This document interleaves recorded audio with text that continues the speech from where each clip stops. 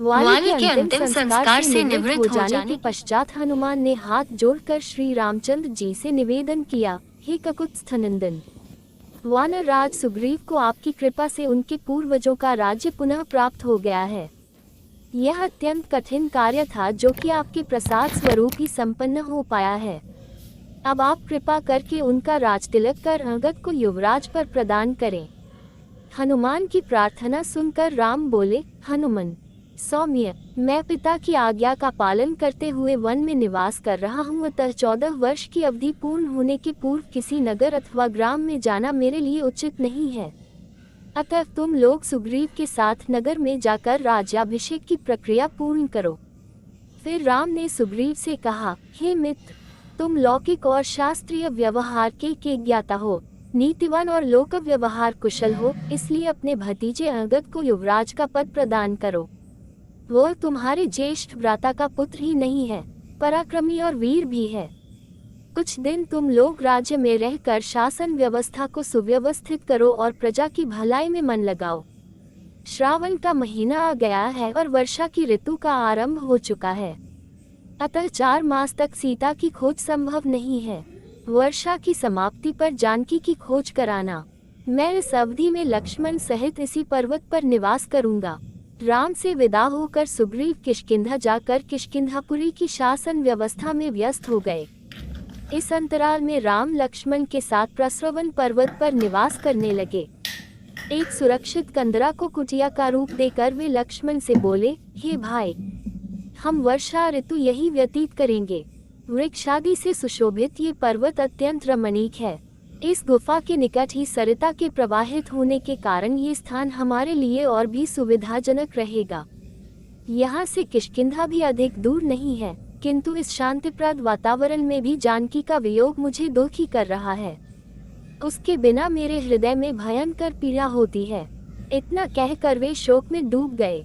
अपने अग्रज को शोकातुर देखकर लक्ष्मण बोले, हे वीर, इस प्रकार व्यथित होने से कोई लाभ नहीं है। शोक से तो उत्साह नष्ट होता है, और उत्साहहीन हो जाने पर रावण से हम कैसे प्रतिशोध ले सकेंगे। इसलिए आप धैर्य धारण कीजिए। हम रावण को मारकर भाभी को अवश्य मुक्त कराएंगे। केवल कुछ दिनों की बात और है। लक्ष्मण के वचनों से राम ने अपने हृदय को स्थिर किया और वे प्रकृति की शोभा निहारने लगे। थोड़ी देर तक वे वर्षाकालीन प्राकृतिक दृश्यों का अवलोकन करते रहे।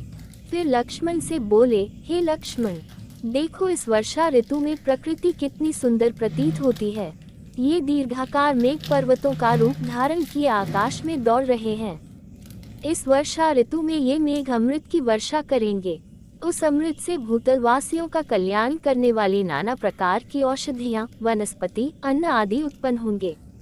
इधर इन बादलों को देखो, एक के ऊपर एक खड़े हुए ये ऐसे प्रतीत होते हैं मानो प्रकृति ने सूर्य तक पहुंचने के लिए इन कृष्ण श्वेत सीढ़ियों का निर्माण किया है। शीतल, मंद, सुगंधित समीर हृदय को किस प्रकार प्रफुल्लित करने का प्रयत्न कर रही हैं, किंतु विरहीजनों के लिए यह अत्यधिक दैकदायी भी है। उधर पर्वत पर से जो जलधारा बह रही है, उसे देखकर मुझे ऐसा आभास होता है कि सीता भी मेरे वियोग में इसी प्रकार अश्रुधारा बहा रही होगी। इन पर्वतों को देखो, इन्हें देखकर लगता है जैसे ब्रह्मचारी बैठे हों। ये काले काले बादल इनकी मृगछालाएं हों, नद नाले इनके यज्ञोपवीत हों और बादलों की गंभीर गर्जना वेद मंत्रों का पाठ हो। कभी कभी ऐसा प्रतीत होता है कि ये बादल गरज नहीं रहे हैं, अपितु बिजली के कोड़ों से प्रताड़ित होकर पीड़ा से कराहते हुए आर्तनाद कर रहे हैं। काले बादलों में चमकती हुई बिजली ऐसी प्रतीत हो रही है मानो राक्षस राज रावण की गोद में मूर्छित पड़ी जानकी हो। हे लक्ष्मण, जब भी मैं वर्षा के दृश्यों को देखकर अपने मन को बहलाने की चेष्टा करता हूँ, तभी मुझे सीता का स्मरण हो आता है। ये देखो, काले मेघों ने 10 दिशाओं को अपनी काली चादर से इस प्रकार आवृत कर लिया है जैसे मेरे हृदय की समस्त भावनाओं को जानकी के वियोग ने आच्छादित कर लिया है। इस वर्षा ऋतु में राजा लोग अपने शत्रु पर आक्रमण नहीं करते, गृहस्थ लोग घर से परदेश नहीं जाते। घर उनके लिए अत्यंत प्रिय हो जाता है। राजहंस भीमान सरोवर की ओर चल पड़ते हैं। चकवे अपनी प्रिय चकवियों के साथ मिलने को आतुर हो जाते हैं और उनसे मिलकर अपूर्व प्राप्त करते हैं। किंतु मैं एक ऐसा अभागा हूँ जिसकी चकवी रूपी सीता अपने चकवे से दूर है। मोर अपनी प्रियाओं के साथ नृत्य कर रहे हैं। ऐसा प्रतीत होता है कि बगुलों की पंक्तियों से शोभायमान जल से भरे श्यामवर्ण मेघ मानो किसी लंबी यात्रा पर जा रहे हैं। वे पर्वतों के शिखरों पर विश्राम करते हुए चल रहे हैं। पृथ्वी पर नई नई घास उगाई है और उस पर बिखरी हुई लाल लाल बीर बहुटियां ऐसी प्रतीत होती हैं मानो कोई नवयौवना कामिनी हरे परिधान पर लाल बूटे वाली बेल लगाए लेटी हो। सारी पृथ्वी इस वर्षा के कारण हरितिमा में हो रही है। सरिताएं कलकल नाद करती हुई बह रही हैं। वानर वृक्षों पर अटखेलियां कर रहे हैं।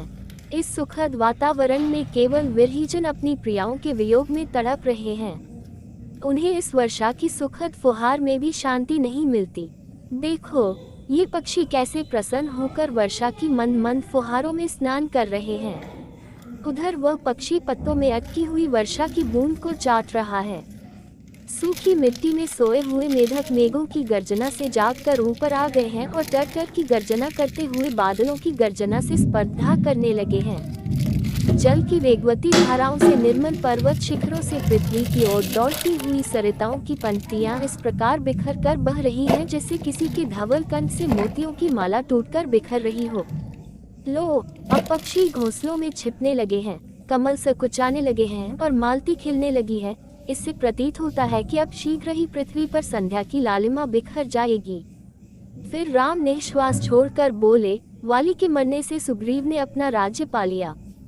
अब वह अपनी बिछड़ी हुई पत्नी को पुनः पाकर इस वर्षा का आनंद उठा रहा होगा।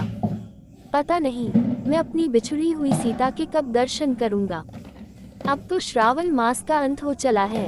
शीघ्र ही शरद ऋतु का प्रारंभ होगा। दुर्गम मार्ग फिर आवागमन के लिए खुल जाएंगे। मुझे विश्वास है शरद ऋतु आते ही सुग्रीव अपने गुप्तचरों से अवश्य सीता की खोज कराएगा। इतना कहकर राम गंभीर कल्पना सागर में गोते लगाने लगे।